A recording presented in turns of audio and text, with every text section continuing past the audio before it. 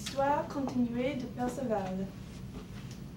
Il était une fois un chevalier nommé Perceval qui était le moins chevaleresque chevalier du monde.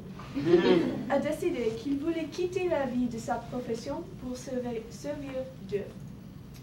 Après avoir pris sa décision, Perceval a trouvé l'abbé le plus proche et a imploré l'abbé, la personne, pas le bâtiment, à lui donner, c'est presque le même mot, de lui donner une place parmi les autres moines. L'abbé a regardé Perceval sceptiquement, mais il lui a donné une petite cellule et Perceval a été ordonné.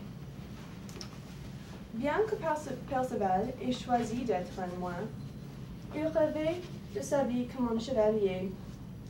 Est-ce qu'on peut voir? Oui.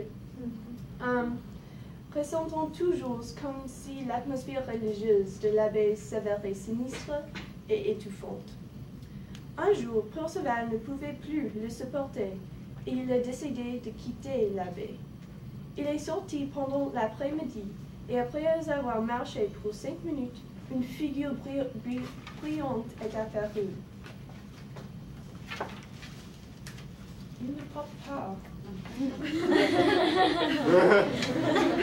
Je suis la Vierge. Je suis Perceval, a répondu. Je suis ici aujourd'hui pour te punir. Mais pourquoi? Parce que tu étais le moins chevaleresque chevalier du monde. Ton traitement des femmes était horrible. Et maintenant, tu veux retourner à cette profession et je dois t'arrêter. Maintenant, tu auras besoin d'un chevalier. Et tout à coup, la Vierge a agité sa béquette et elle a changé Perceval en une femme.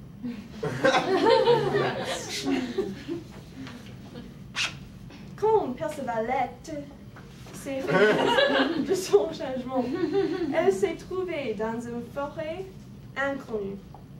Percevalette était triste et froide, et elle a prié à Dieu pour son salut.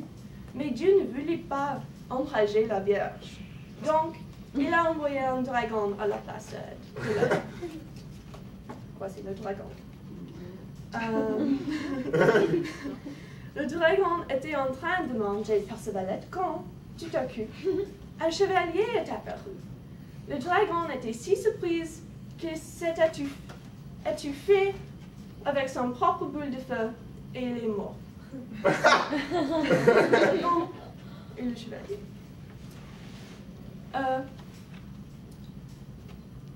J'ai perdu ma place. Facile, a dit le chevalier.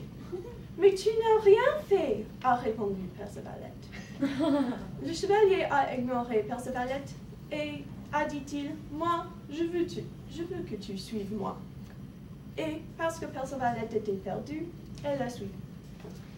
Après avoir marché pendant quelques minutes, le chevalier et Percevalette sont arrivés à une chaumière délabrée dans la vallée de Carriage.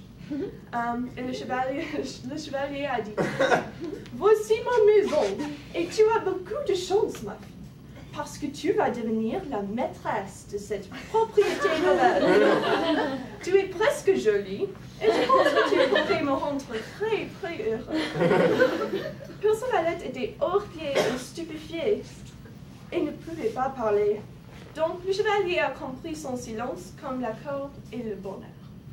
Mais quand il l'a menée vers la chaumière, elle n'a pas protesté parce qu'elle ne pouvait pas s'échapper de cet homme qui était plus fort qu'elle et elle ne pouvait pas vivre depuis longtemps dans la forêt sans approvisionnement. Elle vivait depuis plusieurs années seule dans la forêt. Le chevalier l'a appelée presque belle parce que Percevalette était fort bizarre comme nom.